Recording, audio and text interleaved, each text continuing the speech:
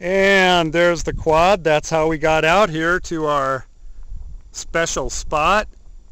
You can probably hear that it's quite windy, which might not make for very good conditions for flying that airplane with this video camera in it. Notice I've removed the canopy so that the camera that I'm actually shooting with right now will fit right in that cockpit where the canopy usually covers, and that's why we have the ugly gaffer's tape. Without it, I think the video camera would be so unaerodynamic, I doubt that this poor little plane would even fly without it.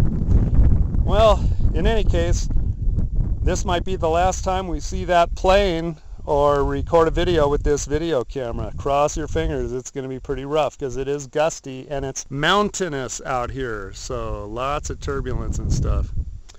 Okay, let's give it a go.